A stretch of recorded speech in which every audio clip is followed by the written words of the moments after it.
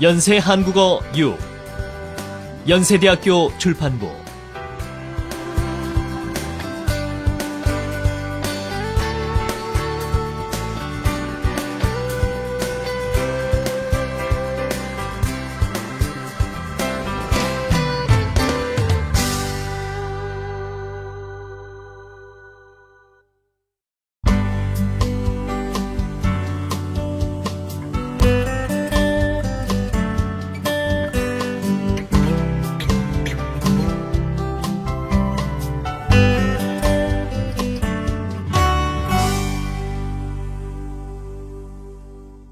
제1과 성공적인 삶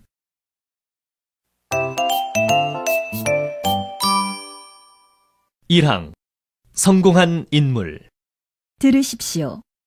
우선 축하드립니다.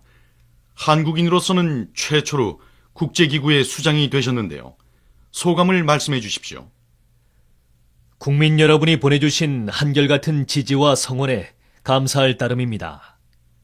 개인적으로는 큰 영광이지만 한편 어깨가 무척 무겁습니다. 어린 시절의 꿈을 이루신 대표적인 인물로 젊은이들의 귀감이 되고 계십니다.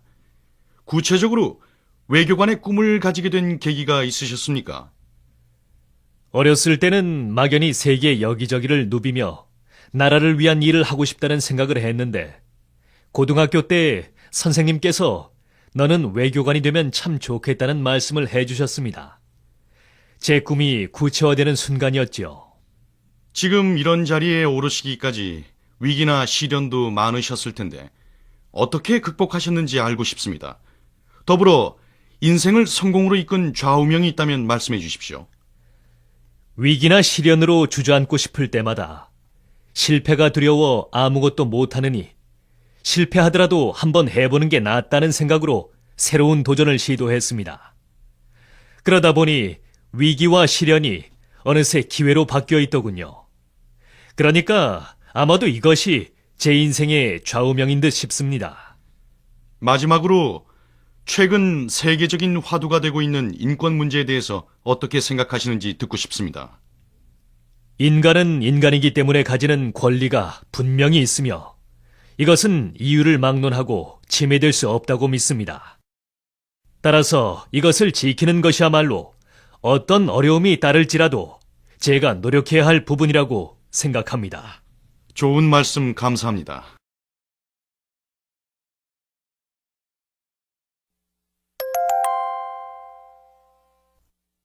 듣고 따라하십시오. 우선 축하드립니다. 한국인으로서는 최초로 국제기구의 수장이 되셨는데요.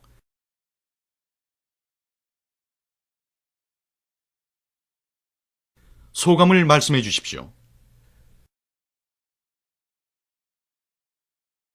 국민 여러분이 보내주신 한결같은 지지와 성원에 감사할 따름입니다.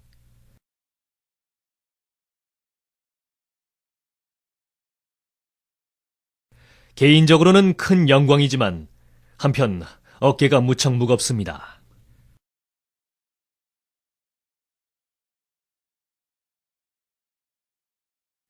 어린 시절의 꿈을 이루신 대표적인 인물로 젊은이들의 귀감이 되고 계십니다.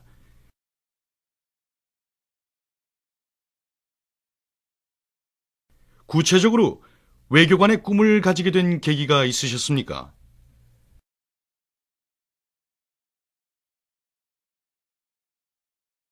어렸을 때는 막연히 세계 여기저기를 누비며 나라를 위한 일을 하고 싶다는 생각을 했는데 고등학교 때 선생님께서 너는 외교관이 되면 참 좋겠다는 말씀을 해주셨습니다.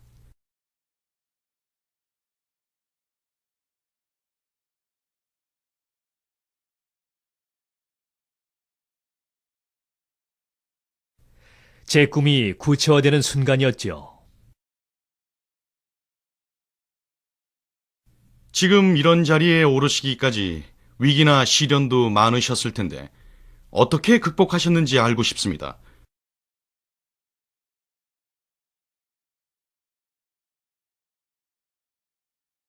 더불어 인생을 성공으로 이끈 좌우명이 있다면 말씀해 주십시오.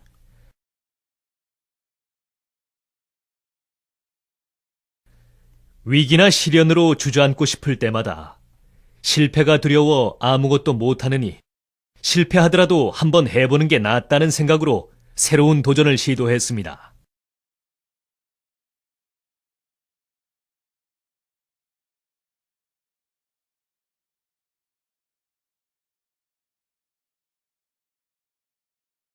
그러다 보니 위기와 시련이 어느새 기회로 바뀌어 있더군요.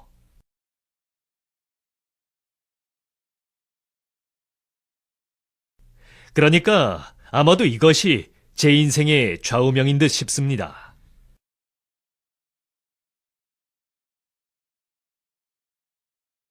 마지막으로 최근 세계적인 화두가 되고 있는 인권 문제에 대해서 어떻게 생각하시는지 듣고 싶습니다.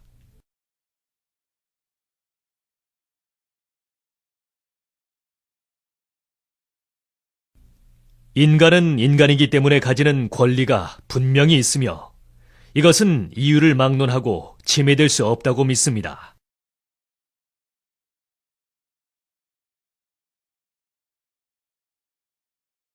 따라서 이것을 지키는 것이야말로 어떤 어려움이 따를지라도 제가 노력해야 할 부분이라고 생각합니다.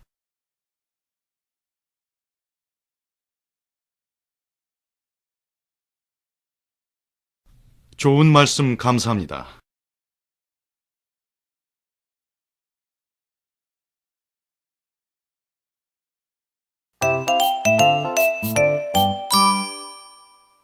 이항 성공에 대한 가치관. 들으십시오. 그러니까 조금 전에도 말씀드렸다시피 제 인생 최고의 가치는 가족과 행복하게 살면서 제 이상을 실현하는 데 있습니다. 지금까지 하신 말씀을 종합해보면 선생님께서는 성공이라는 것을 상당히 주관적으로 해석하시는 듯합니다. 그럼 부와 명예, 지위나 권력 등을 최고의 가치로 여기는 많은 사람들에 대해서는 어떤 생각을 가지고 계십니까? 사람마다 추구하는 바가 다르므로 저는 그들이 틀렸다고 생각하지 않습니다. 제가 말씀드리고 싶은 것은 어떻게 살아가든 그 삶이 자기에게 만족스럽고 행복하다면 그것으로 그만이라는 것입니다. 그렇다면 선생님이 말씀하시는 가족의 행복과 이상의 시련이 과연 어떤 것인지 구체적으로 듣고 싶습니다. 저는 무엇보다도 가족과 많은 시간을 함께하고 싶습니다. 함께하는 시간만큼 많은 걸 공유하게 될 테고, 그럼 서로에 대한 이해와 사랑이 깊어지지 않겠습니까? 그리고 제 이상은 나누는 삶입니다. 크고 거창하게 남을 도울 수는 없다 해도 가까운 이웃하고라도 제가 가진 것을 조금씩 나누면서 사는 것이 제가 생각하는 행복입니다. 마지막으로 하나만 더 말씀해 주십시오. 혹시 사회적으로 성공한 사람들이 선생님을 인생의 낙오자로 취급한다거나 먼 훗날 아이들이 선생님과는 다른 삶을 살고 싶어 한다거나 하면 어떨까요? 세상에는 다양한 삶의 방식이 있습니다. 누구도 다른 사람에게 이렇게 살라고 강요할 수는 없는 거지요. 그리고 이제 우리 사회도 그 다양성들을 인정하고 있다고 보는데요. 잘 알겠습니다. 바쁘실 텐데도 불구하고 진지하게 답변해 주셔서 감사합니다.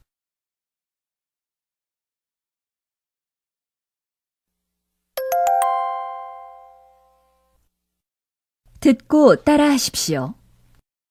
그러니까 조금 전에도 말씀드렸다시피 제 인생 최고의 가치는 가족과 행복하게 살면서 제 이상을 실현하는 데 있습니다.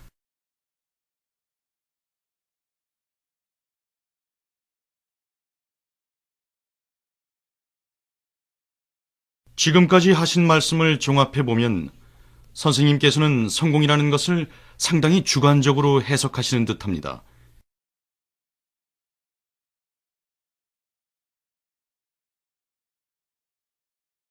그럼 부와 명예, 지위나 권력 등을 최고의 가치로 여기는 많은 사람들에 대해서는 어떤 생각을 가지고 계십니까?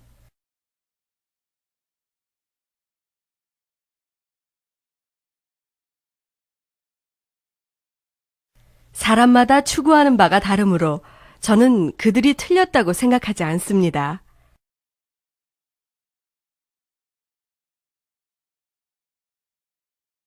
제가 말씀드리고 싶은 것은 어떻게 살아가든 그 삶이 자기에게 만족스럽고 행복하다면 그것으로 그만이라는 것입니다.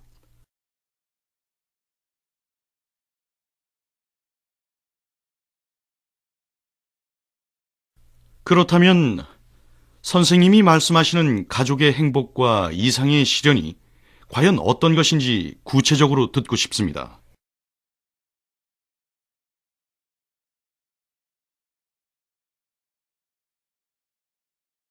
저는 무엇보다도 가족과 많은 시간을 함께하고 싶습니다. 함께하는 시간만큼 많은 걸 공유하게 될 테고, 그럼 서로에 대한 이해와 사랑이 깊어지지 않겠습니까?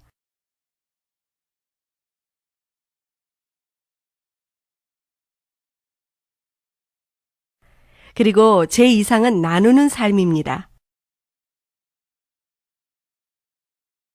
크고 거창하게 남을 도울 수는 없다 해도 가까운 이웃하고라도 제가 가진 것을 조금씩 나누면서 사는 것이 제가 생각하는 행복입니다.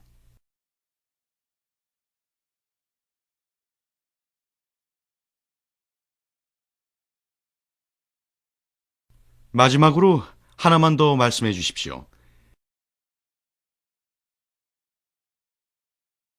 혹시 사회적으로 성공한 사람들이 선생님을 인생의 낙오자로 취급한다거나 먼 훗날 아이들이 선생님과는 다른 삶을 살고 싶어 한다거나 하면 어떨까요?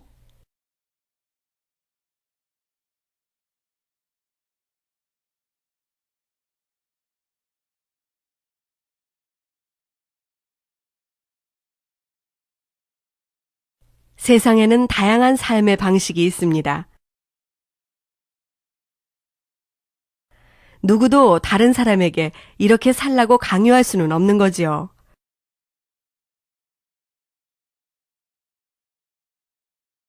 그리고 이제 우리 사회도 그 다양성들을 인정하고 있다고 보는데요.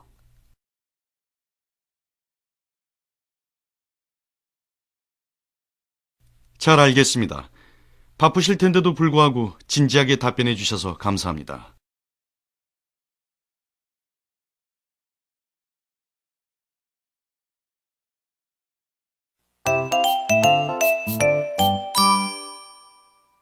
과제 1. 듣고 말하기. 먼저 청소년들의 개괄적인 인생관을 알아보기 위한 질문으로 인생을 살아가는데 가장 중요한 것이 무엇이냐고 물었습니다. 이에 청소년들의 절반 이상인 50.2%가 가족이라고 응답했습니다. 다음으로는 건강 20.4%, 돈 12.3%, 친구 8.7%, 종교 2.7%, 학력 1.5% 등이 중요하다고 응답했습니다. 또한 지금의 삶에 대해 행복한가라는 질문에는 긍정적인 응답이 66.4%로 부정적인 응답 33.6%보다 높게 나타났습니다.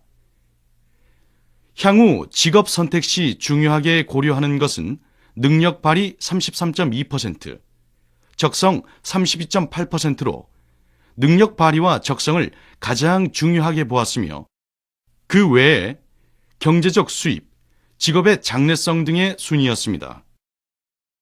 다음은 청소년들의 결혼관과 가족관에 대한 질문이었는데 청소년들은 4명 중 1명꼴로 결혼을 반드시 해야 하는 것으로 생각하지 않았으며 배우자 선택 시 58.3%가 성격을 가장 중요하게 생각한다고 응답했고 다음으로 경제력, 외모, 직업 등을 꼽았습니다.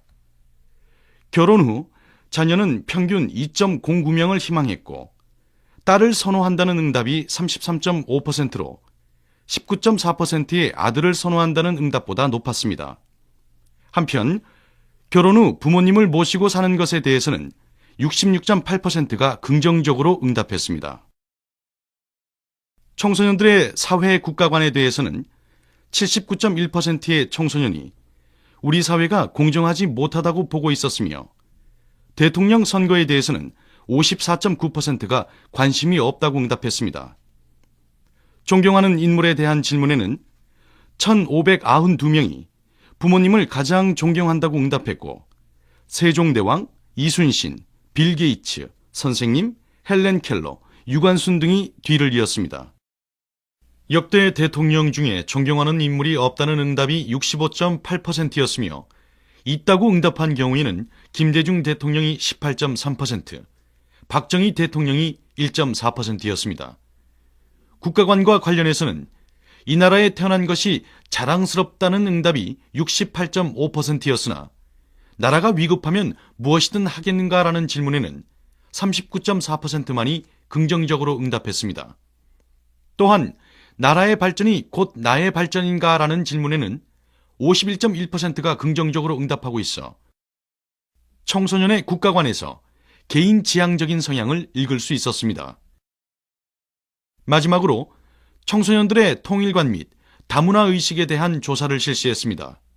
먼저 통일의 필요성과 통일 가능성에 대해서는 65.9%와 58.1%로 긍정적인 응답이 많았으며 북한에 대해서는 76.9%가 북한을 협력 대상으로 보고 있었으나 믿을 수 없다는 응답이 71.6%로 나타났습니다. 대한민국이 단일 민족이라고 생각하는지에 대해 전체 응답자의 52.6%만이 단일 민족이라고 응답, 혈통 중심의 단일 민족 의식이 청소년층에서 약화되고 있다는 것을 알 수 있었습니다. 청소년의 다문화 의식과 관련해서는 다문화라는 용어를 들어본 적이 있다는 응답이 56.3%로 없다보다 다소 높았으며 우리 사회가 다문화 사회가 되는 것이 국가 발전에 도움이 된다는 긍정적 응답이 67.7%로 부정적 응답보다 높게 나타났습니다.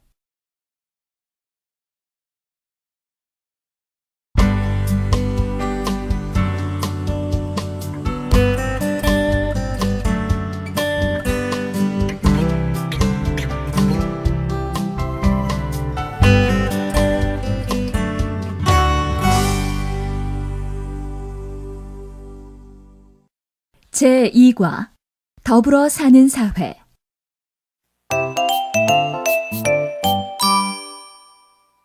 1항 지역 이기주의의 극복.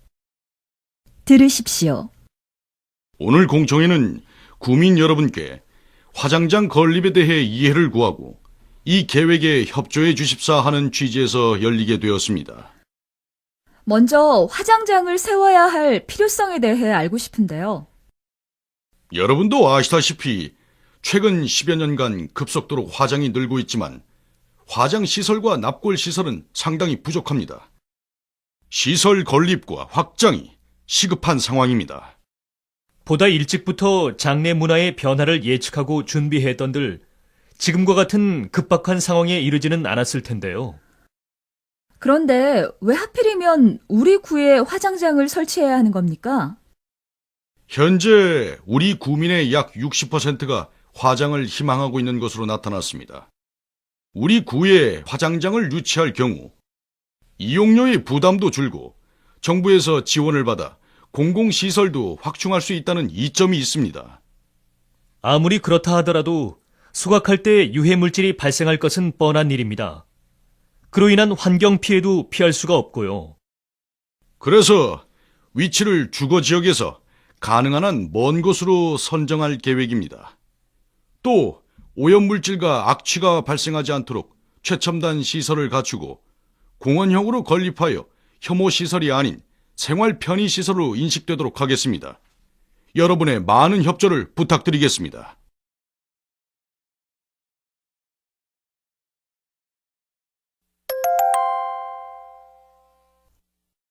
듣고 따라하십시오.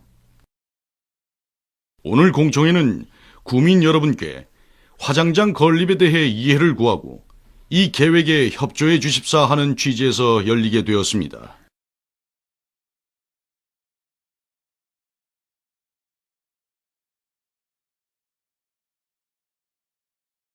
먼저 화장장을 세워야 할 필요성에 대해 알고 싶은데요. 여러분도 아시다시피 최근 10여 년간 급속도로 화장이 늘고 있지만 화장 시설과 납골 시설은 상당히 부족합니다.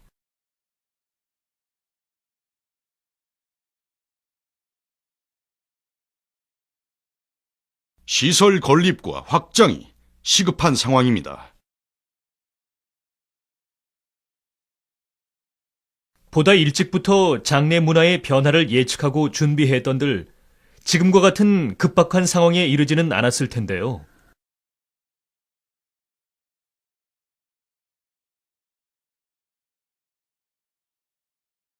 그런데 왜 하필이면 우리 구에 화장장을 설치해야 하는 겁니까?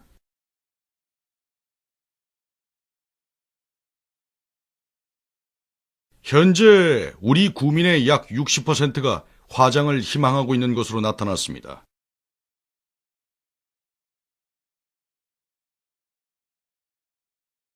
우리 구에 화장장을 유치할 경우 이용료의 부담도 줄고 정부에서 지원을 받아 공공시설도 확충할 수 있다는 이점이 있습니다.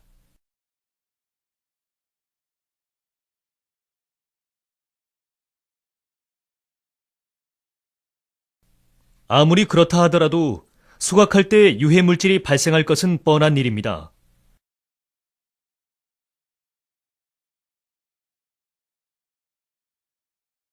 그로 인한 환경 피해도 피할 수가 없고요.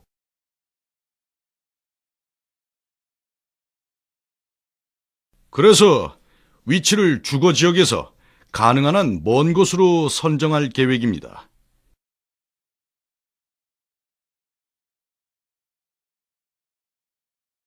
또 오염물질과 악취가 발생하지 않도록 최첨단 시설을 갖추고 공원형으로 건립하여 혐오시설이 아닌 생활 편의시설로 인식되도록 하겠습니다.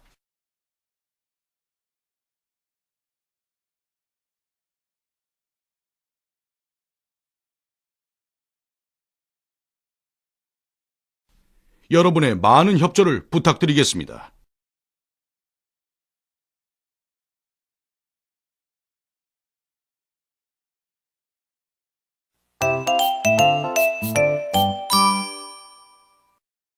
과제 1.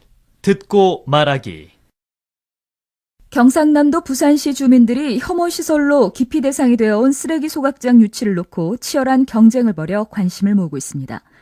부산시는 하루 100톤 처리 규모의 소각장 건립을 위해 지난 5월부터 후보지를 공개 모집한 결과 현재까지 17개 지역이 신청서를 제출했다고 7일 밝혔습니다.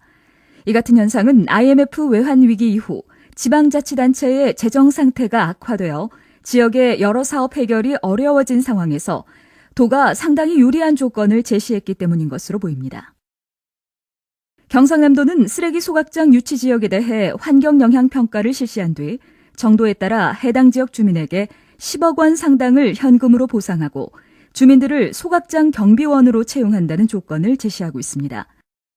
또 유치 지역에 도로 개설과 주민회관 설치 등 지역개발 사업비로 해마다 5억 원씩 10년간 50억 원을 지원한 한편 소각로의 열을 이용한 42도의 온수를 가정에 무료로 공급하는 등 다양한 혜택도 줄 방침입니다.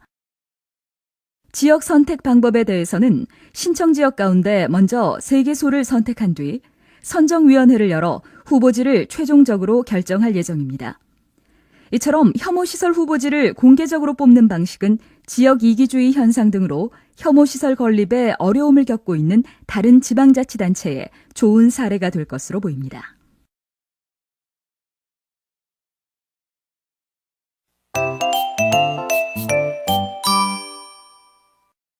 이항 기업 이윤의 사회 환원. 들으십시오. 정희 씨, 어제 특집 방송 기업 이윤 어디로 가나 보셨어요? 국내 기업들도 이제는 이윤을 사회에 환원하려고 여러모로 노력하고 있더라고요. 아, 네. 요즘 기업들마다 특색 있는 행사를 다양하게 벌인다고 들었어요. 저소득층 서민을 위해 어린이 공부방을 만들어서 직원을 교사로 파견하는 곳도 있고 무료 급식 시설을 마련하여 직원들이 직접 봉사활동을 하는 기업도 있다더군요. 한 화장지 회사는 나무 심기를 비롯한 환경 보존 사업을 펼치고 있고 어떤 전자제품 회사는 지역 발전을 위해 문화예술 행사를 지원하기도 하던데요. 그런데 그런 건 사회를 위해서도 바람직하지만 회사 이미지에도 상당히 긍정적인 영향을 미치지요. 물건이 품질에서 뚜렷하게 차이가 나면 몰라도 별 차이가 없다면 역시 좋은 이미지의 회사 물건에 끌리기 마련이잖아요. 그러고 보니 기업은 기업대로 이윤을 올려서 좋고 소비자는 소비자대로 그 회사 제품을 구입함으로써 간접적으로 사회에 공헌하게 되니까 모두에게 좋은 일이네요. 이제는 기업과 소비자가 같이 사회 발전을 이루어가야 하는 시대예요. 내가 아니라도 누군가 하겠거니 하고 그냥 보고만 있어선 안 되죠. 그런 의미에서 기업들도 눈앞의 이익에만 급급하지 않고 사회적 책임의 차원에서 봉사활동에 적극 참여하고 있는 것이 아니겠습니까?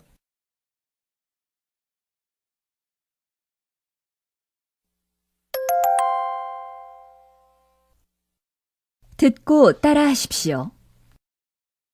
정희 씨, 어제 특집 방송 기업 이윤 어디로 가나 보셨어요?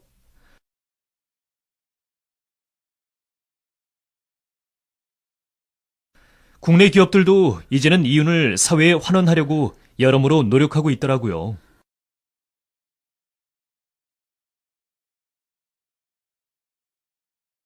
아, 네. 요즘 기업들마다 특색 있는 행사를 다양하게 벌인다고 들었어요.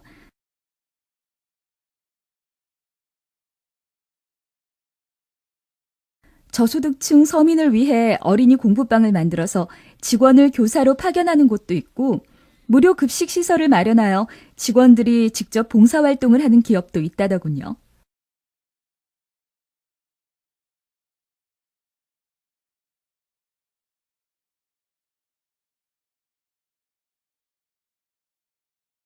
한 화장지 회사는 나무 심기를 비롯한 환경 보존 사업을 펼치고 있고, 어떤 전자제품 회사는 지역 발전을 위해 문화예술 행사를 지원하기도 하던데요.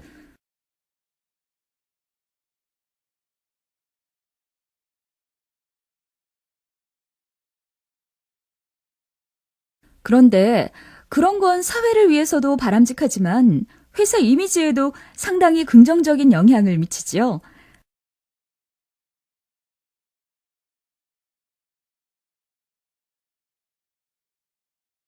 물건이 품질에서 뚜렷하게 차이가 나면 몰라도 별 차이가 없다면 역시 좋은 이미지의 회사 물건에 끌리기 마련이잖아요.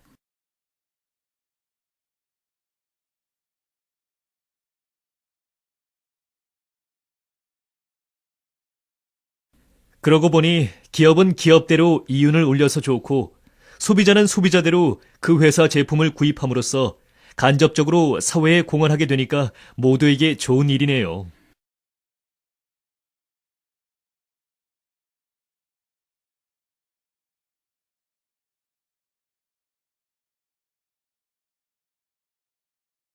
이제는 기업과 소비자가 같이 사회 발전을 이루어가야 하는 시대예요.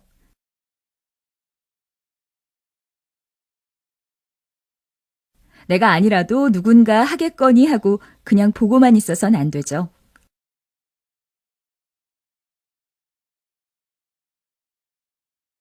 그런 의미에서 기업들도 눈앞의 이익에만 급급하지 않고 사회적 책임의 차원에서 봉사활동에 적극 참여하고 있는 것이 아니겠습니까?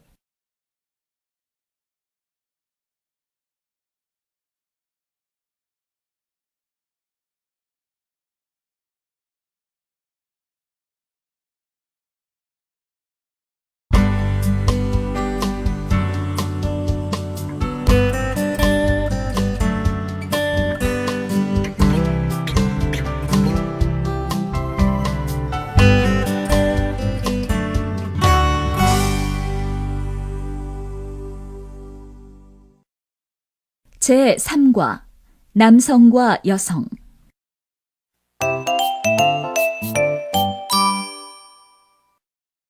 1항 남성과 여성의 변화. 들으십시오. 어머니, 오늘 인사이동 발표가 났는데 저 이번에 승진했어요. 이번에도 안 될까봐 얼마나 마음을 졸였는지 몰라요. 그거 정말 축하할 일이로구나. 우리 때만 해도 결혼과 동시에 직장을 그만두어야 하는 분위기였단다. 그런데 요즘은 능력만 있으면 얼마든지 하고 싶은 일을 하면서 사는 것 같아 부럽구나. 그렇긴 하지만 아직도 취업주부들에게는 가사와 직장 일을 병행하는 게 쉽지 않은 일이에요. 저만 해도 아직 어린 아이들을 어머니께 맡긴 채 회사에 나가야 해서 늘 어머니께 죄송스러워요. 그렇게 생각할 필요 없다. 난 오히려 집안일 하랴, 회사에 나가랴, 늘 동분서주하면서도 직장에서 인정받는 내가 자랑스럽구나. 하지만 요즘에도 현모양처로 사는 것이 가장 바람직하다고 생각하는 여자들이 많아요. 여자의 행복이 자신의 사회적 성공보다는 남편이나 아이들의 성공에 달려있다고 믿는 거죠. 어떻게 살든 자신이 만족하고 행복하게 살 수 있는 길을 찾으면 되는 것 아니겠니? 일단 취업하기로 했을 때는 적당히 다니다가 그만둘 것이 아니라 평생 직장으로 일하리라는 각오를 해야 하고요. 그러려면 아이가 있는 직장 여성들이 마음 놓고 일할 수 있는 환경이 만들어져야지.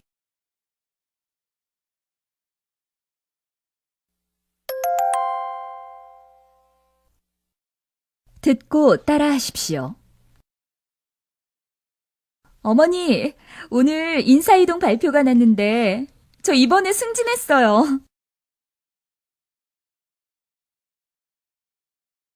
이번에도 안 될까 봐 얼마나 마음을 졸였는지 몰라요. 그거 정말 축하할 일이로구나. 우리 때만 해도 결혼과 동시에 직장을 그만두어야 하는 분위기였단다.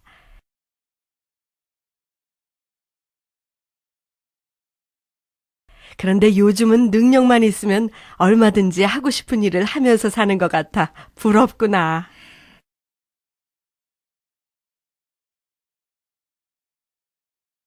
그렇긴 하지만 아직도 취업주부들에게는 가사와 직장 일을 병행하는 게 쉽지 않은 일이에요.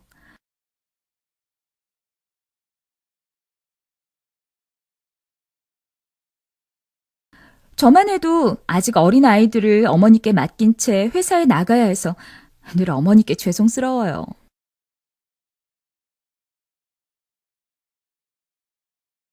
그렇게 생각할 필요 없다.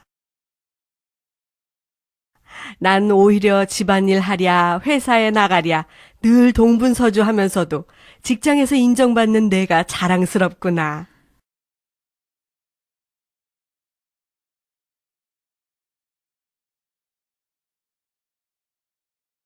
하지만 요즘에도 현모양처로 사는 것이 가장 바람직하다고 생각하는 여자들이 많아요.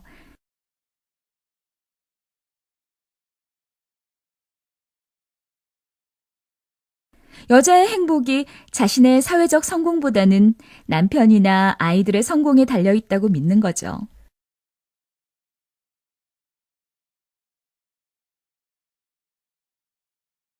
어떻게 살든 자신이 만족하고 행복하게 살 수 있는 길을 찾으면 되는 것 아니겠니?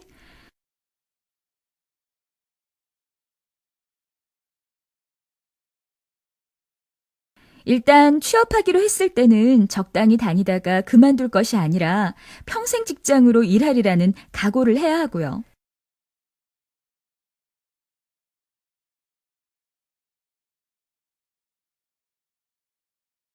그러려면 아이가 있는 직장 여성들이 마음 놓고 일할 수 있는 환경이 만들어져야지.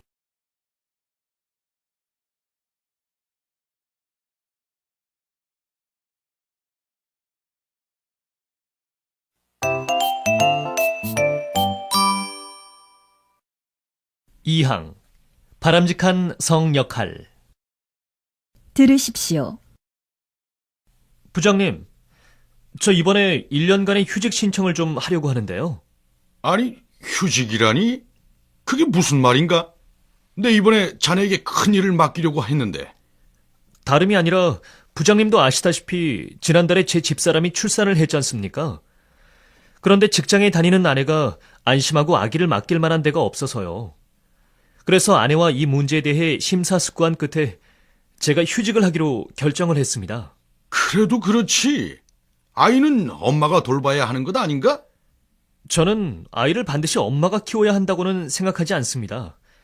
남녀를 불문하고 엄마든 아빠든 여건이 되는 사람이 아이를 돌보면 되는 것 아닌가요? 그런데 자기 사업을 하는 제 아내가 지금 일을 쉴 수 있는 형편이 못 되거든요. 아무리 시대가 달라졌기로써니 남자가 직장을 쉬면서까지 아이를 봐야 한단 말인가? 내가 9세대라서 그런진 모르겠네만 도저히 납득이 안 가는 일일세. 부장님께서 제게 큰 기대를 갖고 많이 아껴주시는 거 잘 알고 있습니다. 하지만 남자가 꼭 바깥일을 해야 하고 여자는 집안일을 해야 한다는 것은 고정관념이 아닐까요? 저는 직장에서의 성공만큼 가정의 행복도 중요한 것이라 생각합니다. 자네가 정 그렇다면야 나로서도 어쩔 수 없지만 다시 한번 잘 생각해 보게나.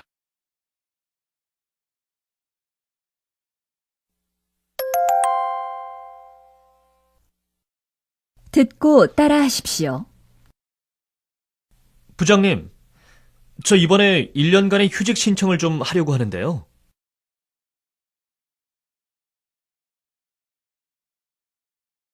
아니, 휴직이라니? 그게 무슨 말인가?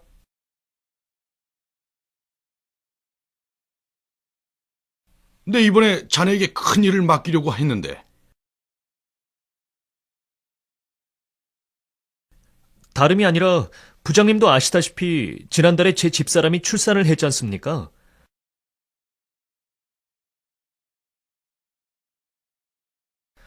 그런데 직장에 다니는 아내가 안심하고 아기를 맡길 만한 데가 없어서요.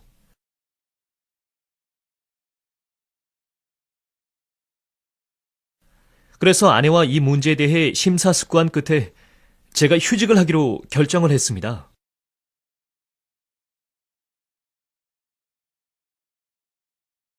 그래도 그렇지. 아이는 엄마가 돌봐야 하는 것 아닌가?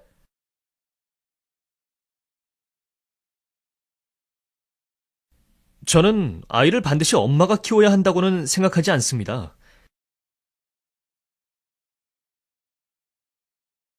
남녀를 불문하고 엄마든 아빠든 여건이 되는 사람이 아이를 돌보면 되는 것 아닌가요?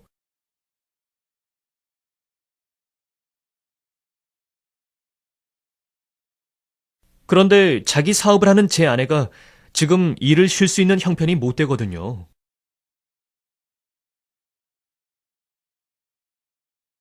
아무리 시대가 달라졌기로써니 남자가 직장을 쉬면서까지 아이를 봐야 한단 말인가?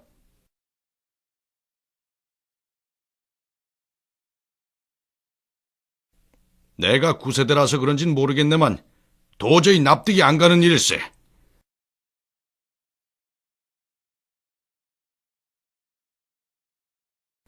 부장님께서 제게 큰 기대를 갖고 많이 아껴주시는 거 잘 알고 있습니다.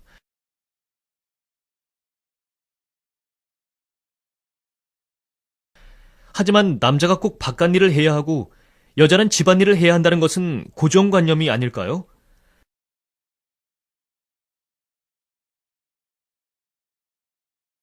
저는 직장에서의 성공만큼 가정의 행복도 중요한 것이라 생각합니다.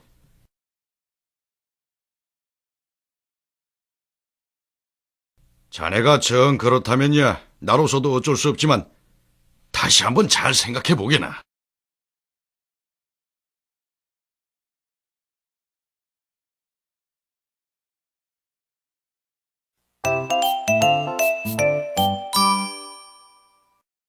과제 1. 듣고 말하기.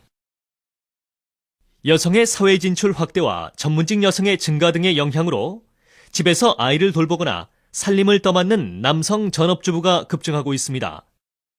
여성들이 고소득 전문직으로 활발하게 진출하는 데다 질 좋은 일자리가 줄어들면서 남성이 돈을 벌어오고 여성이 육아와 가사를 담당하던 가부장적 부부관계가 깨지고 있는 것입니다. 통계청은 초등학교에 입학 전인 미취학 아동을 돌보는 것을 육아로 분류하고 초등학교 이상인 자녀를 돌보며 집안일을 하는 것을 가사로 분류하고 있습니다. 통계청 자료에 따르면 2006년 비경제활동 인구 중 이러한 육아나 가사활동을 전담하는 남성은 모두 15만 1000명으로 집계됐습니다. 이는 육아나 가사활동을 하는 남성이 10만 6천명이었던 2003년과 견조 42.5%나 늘어난 것입니다. 반면 육아와 가사활동을 하는 여성은 지난해에 비해 1.1% 증가하는 데 그쳐 큰 변동이 없었습니다. 또 다른 통계청 자료를 보면 여성 취업자 수는 3년 전에 비해 6.6% 늘어난 데 반해 남성 취업자 수는 3년 동안 3.2% 증가하는 데 그쳤습니다. 그뿐만 아니라 전문직 여성은 지난해 92만 명으로 3년 전보다 14만 명 정도 증가한 반면 전문직 남성은 같은 기간 약 10만 명만 늘어났습니다. 또한 여성이 고소득 풀타임 직장을 다니고 남성이 파트타임 직업을 가진 부부 중에 남성이 육아와 가사를 책임지는 경우가 많은 것으로 조사되었고, 사회 전체의 일자리 감소와 전통적인 남녀 역할 변화, 여성 연상 커플의 증가 등으로 남자들의 가사 노동이 늘어나고 있는 것으로 밝혀졌습니다.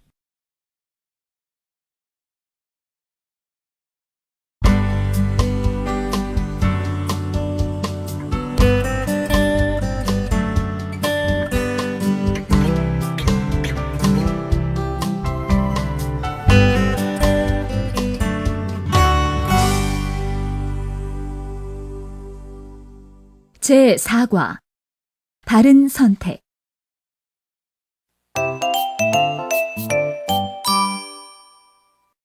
일항 선거와 투표. 들으십시오. TV에서 대통령 후보들이 선거 유세를 한다던데 민철 씨도 볼 거죠? 물론이죠. 그런데 정희 씨는 누구를 선택할지 결정하셨어요? 아직 결정하지 못했어요. 하지만 3번 후보의 공약이 구체적이고 현실적이라고 생각해요. 비정규직 노동자 문제라든지 공공주택 보급 방안 등 국민들의 민생 문제에 대한 해결 방안을 많이 내놓았어요. 그렇지만 3번 후보는 공약만 좋다 뿐이지 뒷받침할 인력이 충분하지 않아요. 대통령은 후보자 본인도 중요하지만 소속 정당도 중요하다고 생각해요. 그런 점에서는 기호 1번의 후보가 대통령이 되는 것도 괜찮을 듯 싶어요. 그 당은 보수적인 성향이 강해서 좀 염려가 돼요. 2번 후보가 정당도 안정적이고 국민을 위한 정책도 내놓아서 많은 사람들이 지지할 법한데 왜 지지율이 낮은지 모르겠어요. 여자라서 그럴까요? 혹시 민철 씨도 2번 후보가 여자라서 믿음이 안 가는 것은 아니에요? 정희 씨는 절 어떻게 보고 그러세요? 설마 제가 남자라고 해서 무조건 여자가 대통령이 될 수 없다고 생각하겠어요? 민철 씨를 그런 사람으로 생각하는 것은 아니에요. 하지만 선거 때마다 지연이나 학벌, 성별 등에 얽매여 본질적인 판단을 못하는 사람들이 너무 많아요. 하지만 요즘은 그런 분위기도 점점 바뀌고 있는 것 같아요. 이번 선거에서는 후보자들의 선거 공약이 실현 가능한지를 검토해보는 운동도 활발하게 전개되었으니 국민들도 잘 살펴보고 선택할 수 있을 거예요.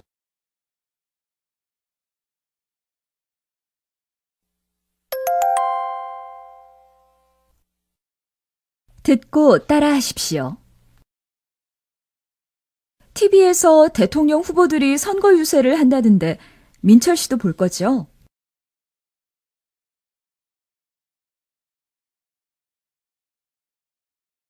물론이죠. 그런데 정희 씨는 누구를 선택할지 결정하셨어요?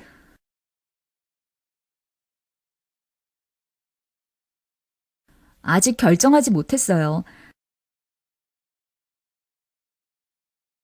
하지만 3번 후보의 공약이 구체적이고 현실적이라고 생각해요.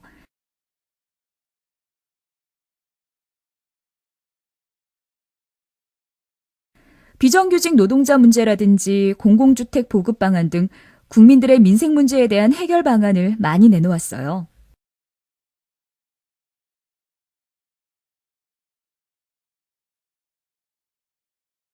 그렇지만 3번 후보는 공약만 좋다 뿐이지 뒷받침할 인력이 충분하지 않아요.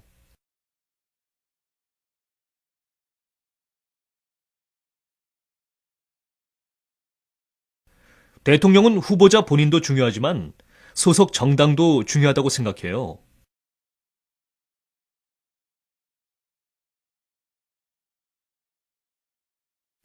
그런 점에서는 기호 1번의 후보가 대통령이 되는 것도 괜찮을 듯 싶어요.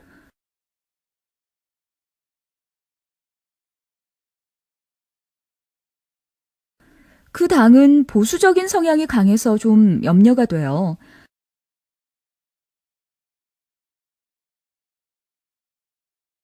이번 후보가 정당도 안정적이고 국민을 위한 정책도 내놓아서 많은 사람들이 지지할 법한데 왜 지지율이 낮은지 모르겠어요.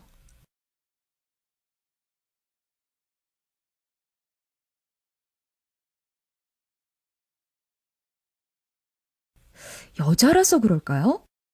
혹시 민철 씨도 이번 후보가 여자라서 믿음이 안 가는 것은 아니에요?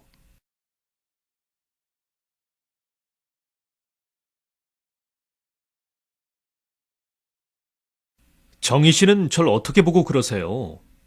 설마 제가 남자라고 해서 무조건 여자가 대통령이 될 수 없다고 생각하겠어요?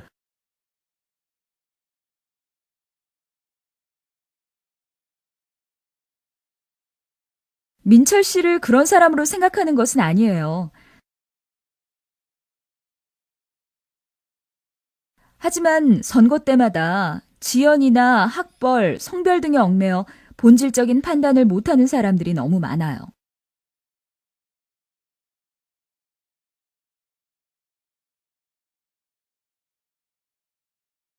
하지만 요즘은 그런 분위기도 점점 바뀌고 있는 것 같아요.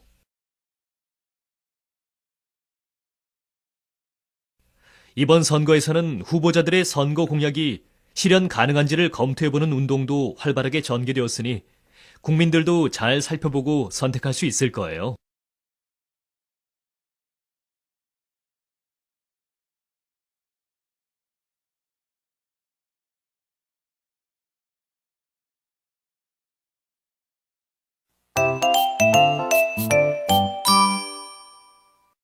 이항 분단의 극복. 들으십시오. 지금까지의 논의를 요약해보면 우리나라 국민들이 통일을 원하는 이유는 첫째, 우리 민족의 숙명이기 때문에, 둘째, 대한민국의 안정은 물론 세계 평화에 기여할 수 있기 때문에 등으로 정리할 수 있습니다. 그러면 이제부터는 현 정부의 통일 정책에 대해 토론을 하는 것이 어떨까 합니다. 먼저 신 국장님부터 말씀해 주시지요. 지금 우리 정부는 북한의 정치적 개방을 유도하기 위하여 북한 정부를 적극적으로 지원하고 북한 정부와 협력하는 포용 정책을 펴고 있습니다. 이런 정책은 시간이 좀 걸리지만 남북 간의 이질화를 점진적으로 극복하고 통일의 부작용을 최소화하는 데 효과가 있습니다. 우리 정부는 선의의 목적으로 북한을 지원했을 테지만 지금 우리 정부의 정책은 북한의 이용만 당하고 있다는 의견이 적지 않습니다. 저는 우리 정부가 북한에 무조건 퍼주기보다는 줄 것은 주되 받을 것은 철저히 받아내는 원리 원칙을 가졌으면 합니다. 역시 예상했던 대로 정부의 정책에 대한 견해에서도 두 분의 의견이 확연히 갈라지는군요. 마지막으로 통일에 대한 두 분의 의견을 한마디씩만 듣고 이 토론을 마치도록 하겠습니다. 지금 우리 정부의 통일 정책은 오랜 조사와 연구 후에 나온 것입니다. 그러므로 국민 여러분이 정부를 믿고 정부의 정책을 지원해 주시면 우리 후손들에게는 통일된 대한민국을 물려줄 수 있지 않을까 생각합니다. 우리 국민 대부분이 통일을 원하는 것은 분명한 사실입니다. 정부는 정부 주도의 통일 정책만을 고집할 것이 아니라 민간 차원의 교류를 확대해야 한다고 생각합니다. 네, 두 분 의견 감사합니다. 통일을 해야 하는 이유와 통일의 효과, 통일 정책에 대해 이야기하는 가운데 어느새 100분의 시간이 다 지났습니다. 통일에 대해 의견을 나누어 본 결과 통일로 가는 길이 어렵고 험난한 과정이라는 걸 알게 되었습니다. 이 토론이 국민 여러분 모두에게 도움이 되었길 바라면서 이만 마치도록 하겠습니다. 지금까지 사회자 홍소영이었습니다.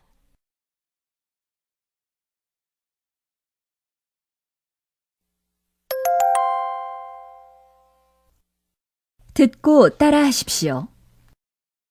지금까지의 논의를 요약해보면 우리나라 국민들이 통일을 원하는 이유는 첫째, 우리 민족의 숙명이기 때문에, 둘째, 대한민국의 안정은 물론 세계 평화에 기여할 수 있기 때문에 등으로 정리할 수 있습니다.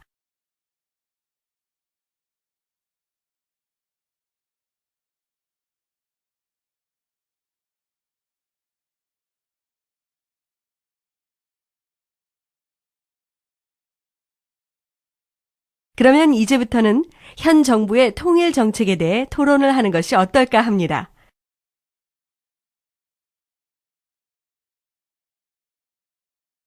먼저 신 국장님부터 말씀해 주시지요.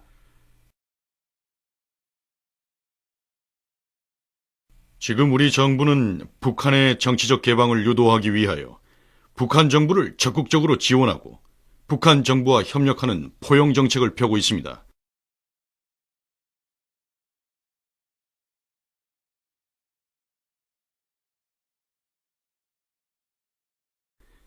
이런 정책은 시간이 좀 걸리지만 남북 간의 이질화를 점진적으로 극복하고 통일의 부작용을 최소화하는 데 효과가 있습니다.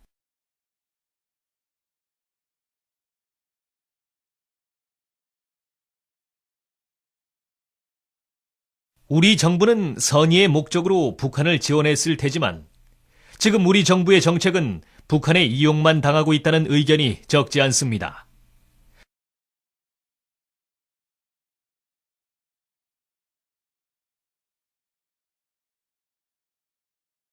저는 우리 정부가 북한에 무조건 퍼주기보다는 줄 것은 주되 받을 것은 철저히 받아내는 원리 원칙을 가졌으면 합니다.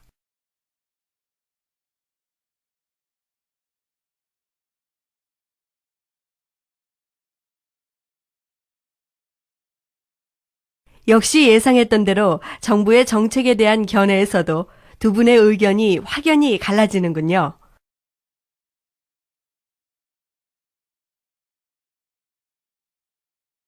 마지막으로 통일에 대한 두 분의 의견을 한마디씩만 듣고 이 토론을 마치도록 하겠습니다.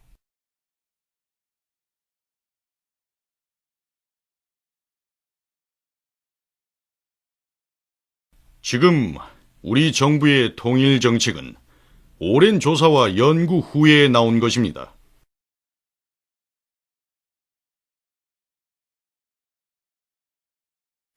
그러므로 국민 여러분이 정부를 믿고 정부의 정책을 지원해 주시면 우리 후손들에게는 통일된 대한민국을 물려줄 수 있지 않을까 생각합니다.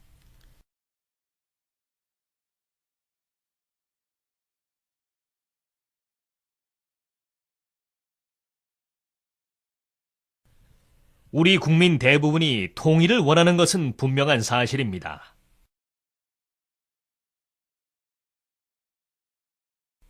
정부는 정부 주도의 통일 정책만을 고집할 것이 아니라 민간 차원의 교류를 확대해야 한다고 생각합니다.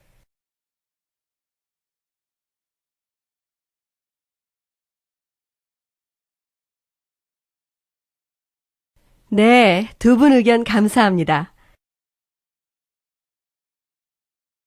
통일을 해야 하는 이유와 통일의 효과, 통일 정책에 대해 이야기하는 가운데 어느새 100분의 시간이 다 지났습니다.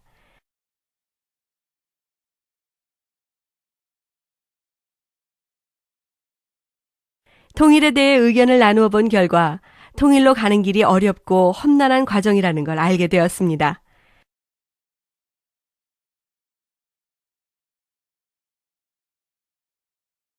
이 토론이 국민 여러분 모두에게 도움이 되었길 바라면서 이만 마치도록 하겠습니다.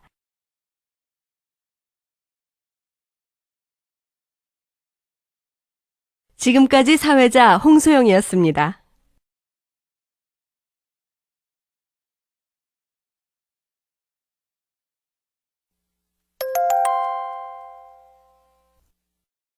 듣고 따라하십시오. 어제 올림픽 개막 행사는 정말 성대하고 화려하더라. 각국 대표단이 깃발을 휘날리며 입장하는 장면도 아주 멋졌는데, 너 봤어?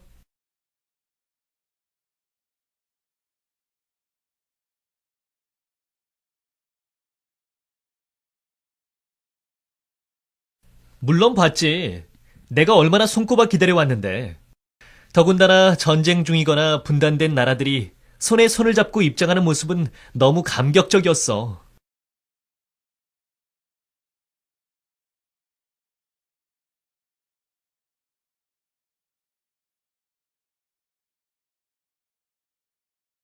맞아. 하지만 개막식 후에 열린 축구 시합은 그전까지의 감동에 찬물을 끼얹는 꼴이었어.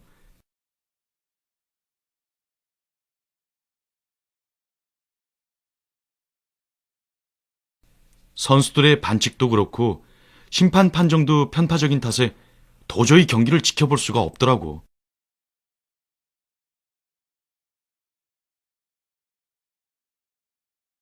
누가 아니라니? 상대팀의 반칙은 다 눈 감아주고 우리 팀에서 적극적으로 공격이라도 좀 할라치면 금세 심판들이 달려오니 원.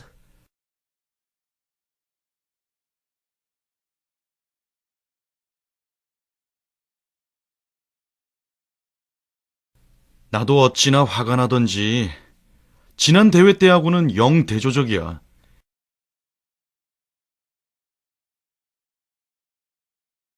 육상 결승전 때 아슬아슬하게 금메달을 차지한 선수가 비디오 판독 결과에 승복하여 은메달을 딴 선수에게 금메달을 양보했잖아.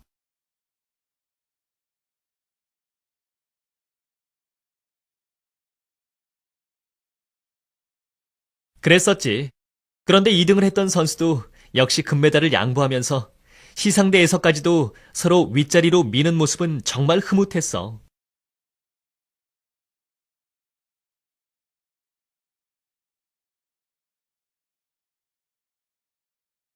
그런 둘의 모습에 관중들이 모두 기립박수를 보냈고, 그게 바로 진정한 스포츠 정신이랄 수 있지. 최선을 다해 정정당당히 경쟁하고 결과를 받아들이는 거며, 그런 모습에 아낌없이 박수를 보내는 관중들의 모습 전부가 말이야.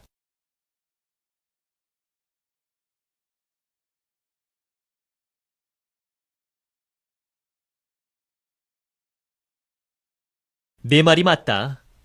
이번 올림픽의 구호가 하나 되는 우리이니만큼 화합과 평화를 기대하면서 앞으로 남은 경기를 지켜보자고.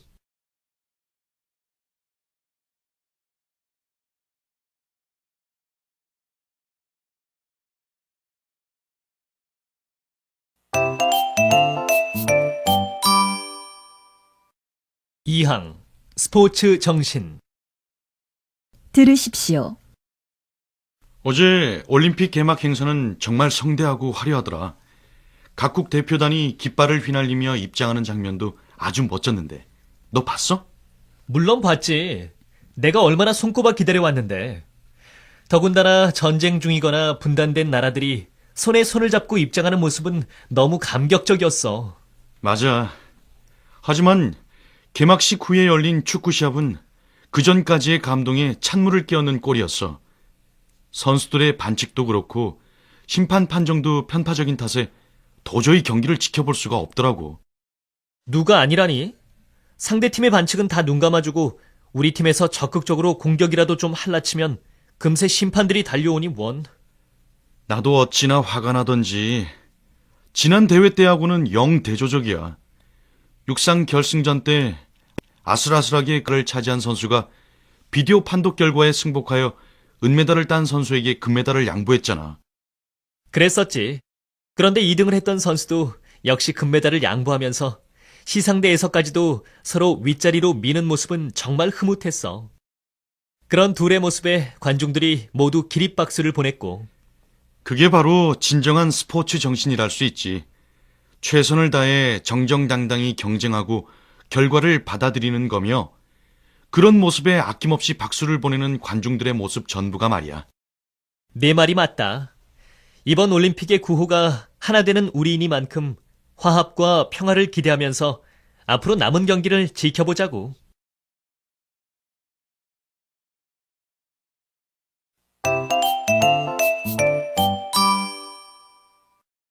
과제 1. 듣고 말하기. 박 선수가 지난 올림픽 수영 종목에서 금메달을 목에 걸기까지는 스포츠 과학도 큰 몫을 했다. 대표팀 감독은 운동 생리학을 전공한 박사와 함께 훈련의 전 과정에서 박 선수의 몸의 변화를 점검하는 스텝 테스트를 실시했다. 200m를 6분 주기로 7회 실시하고 각 회마다 맥박과 혈액을 채취했는데 횟수가 늘어날수록 운동량이 쌓이기 때문에 그동안 훈련을 제대로 해왔는지 지구력은 얼마나 쌓였는지 알 수 있고 향후 훈련 방향도 잡을 수 있다. 특히 박사가 개발한 스피드 측정기를 통해 좌우 균형을 잡는 데도 도움을 받았는데 낚싯줄처럼 가는 줄을 몸에 매달고 수영을 하면서 좌우 호흡 시의 속도 변화를 측정해서 어느 쪽 균형이 흐트러졌는지를 파악했다고 한다. 여기에다가 후원사가 개발한 새 수영복도 기록 단축에 보탬이 됐는데 이 수영복은 미국 항공우주국과 협력해 최첨단으로 만들어졌다. 물의 저항력을 최대한 줄여주고 부력을 향상시키며 근육을 잡아줘 물속에서 최대한 힘을 쓸 수 있도록 하는 것이 이 수영복의 효과다. 이 수영복이 출시되자마자 이를 입고 뛴 선수들이 줄줄이 세계 신기록을 경신하자 일부 수영인들은 기술적인 도핑이라며 비아냥거리기도 했다. 여기서 간단하지 않은 문제가 제기된다. 스포츠는 단지 과학의 도움을 받는 것인가? 아니면 점점 더 과학에 의존해 가고 있는 것인가? 이런 질문에 맞서 단호하게 과학에 의존을 거부한 선수가 있다. 1990년대 수영계를 지배한 러시아의 포포프이다. 전신 수영복이 올림픽에 본격적으로 등장한 시드니 대회 때 포포프는 전통적인 삼각 수영복을 고집했다. 그리고 그는 전신 수영복에 의존하는 것은 정직한 스포츠맨십이 아니다라고 일침을 가했다. 금메달은 놓쳤지만 그의 원칙과 소신은 금메달 이상의 인상을 남겼다. 지금도 전신 수영복을 과학적인 약물 남용이라고 비판하는 시각이 있다. 올림픽 도핑 테스트는 약물 복용에 대해선 이잡듯 철저하다. 신경안정제를 먹었다가 도핑 테스트에 걸려 메달을 박탈당한 선수도 있는데 전신 수영복을 입고 기록을 단축하는 것은 문제가 없을까? 이제는 스포츠와 과학이 만나는 적정선에 대해서도 생각해 볼 때가 아닌가 한다.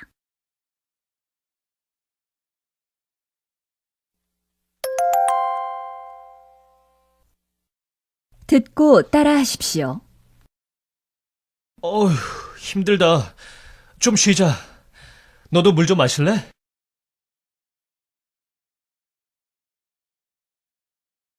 너 정말 운동 부족이구나.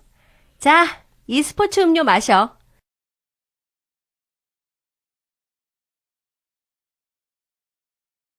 물을 마시면 당장의 갈증은 해소되지만 체내에서 필요로 하는 충분한 수분 섭취는 안 돼.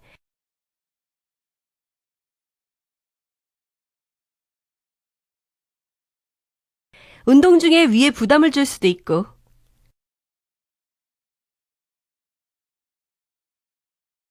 또 스포츠과학 전공자 티를 내는구나.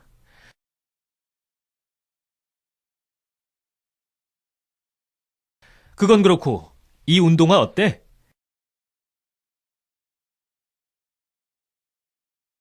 이래봬도 이게 유명 육상 선수가 금메달 딸 때 신었다던 바로 그 제품이야.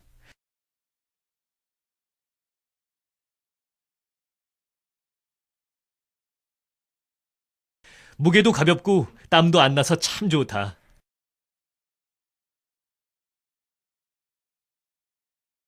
말이 나왔으니 말인데 얼마 전에 93g짜리 초경량 육상화가 개발됐다더라?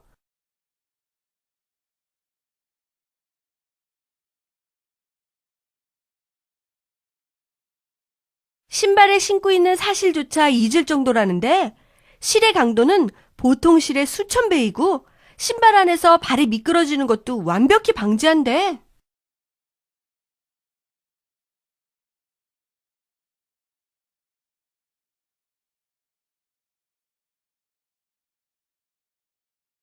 우와, 대단하다.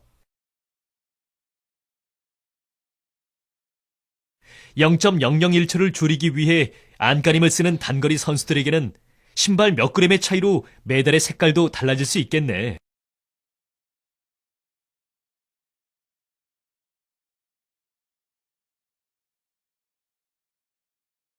그게 바로 스포츠 과학의 산물이지. 하지만 그건 빙산의 일각에 불과해.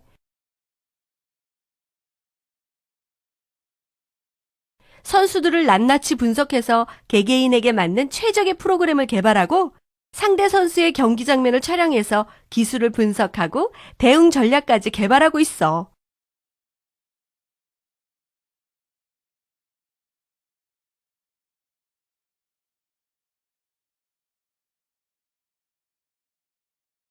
또 현지 분위기를 재현하고자 가상 경기장을 만들어 기후나 관중들의 소음에까지도 익숙해지게끔 심리 훈련도 하고 있을 정도라고.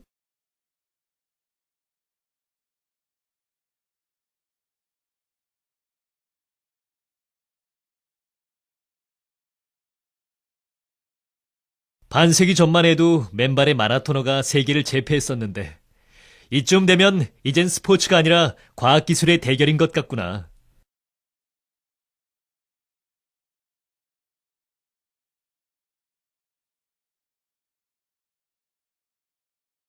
그렇다면 선수 하나 기르는 셈치고 내 전공을 활용해서 내 운동 실력을 확 높여줄 수는 없겠니?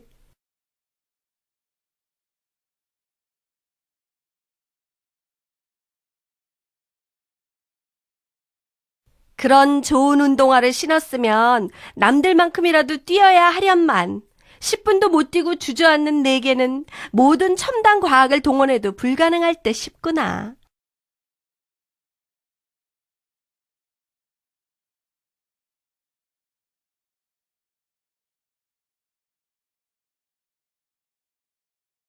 스포츠 과학도 선수의 선천적인 체력과 노력이 밑바탕이 되어야 최고의 효과를 볼 수 있는 거란다.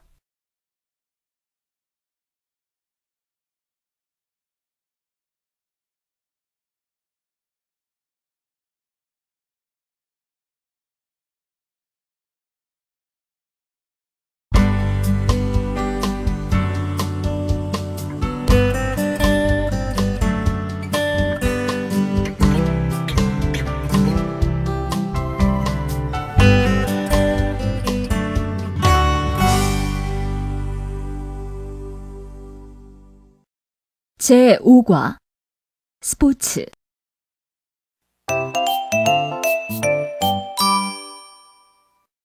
1항 스포츠 과학. 들으십시오. 어휴, 힘들다. 좀 쉬자. 너도 물 좀 마실래? 너 정말 운동 부족이구나. 자, 이 스포츠 음료 마셔. 물을 마시면 당장의 갈증은 해소되지만 체내에서 필요로 하는 충분한 수분 섭취는 안 돼. 운동 중에 위에 부담을 줄 수도 있고. 또 스포츠 과학 전공자 티를 내는구나. 그건 그렇고 이 운동화 어때? 이래봬도 이게 유명 육상 선수가 금메달 딸 때 신었다던 바로 그 제품이야. 무게도 가볍고 땀도 안 나서 참 좋다. 말이 나왔으니 말인데 얼마 전에 93g짜리 초경량 육상화가 개발됐다더라?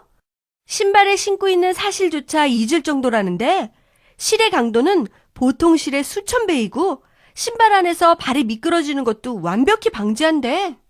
우와, 대단하다. 0.001초를 줄이기 위해 안간힘을 쓰는 단거리 선수들에게는 신발 몇 그램의 차이로 메달의 색깔도 달라질 수 있겠네. 그게 바로 스포츠 과학의 산물이지. 하지만 그건 빙산의 일각에 불과해. 선수들을 낱낱이 분석해서 개개인에게 맞는 최적의 프로그램을 개발하고 상대 선수의 경기 장면을 촬영해서 기술을 분석하고 대응 전략까지 개발하고 있어. 또 현지 분위기를 재현하고자 가상 경기장을 만들어 기후나 관중들의 소음에까지도 익숙해지게끔 심리 훈련도 하고 있을 정도라고. 반세기 전만 해도 맨발의 마라토너가 세계를 제패했었는데 이쯤 되면 이젠 스포츠가 아니라 과학기술의 대결인 것 같구나. 그렇다면 선수 하나 기르는 셈치고 내 전공을 활용해서 내 운동 실력을 확 높여줄 수는 없겠니? 그런 좋은 운동화를 신었으면 남들만큼이라도 뛰어야 하련만. 뛰고 주저앉는 내게는 모든 첨단 과학을 동원해도 불가능할 듯 싶구나. 스포츠 과학도 선수의 선천적인 체력과 노력이 밑바탕이 되어야 최고의 효과를 볼 수 있는 거란다.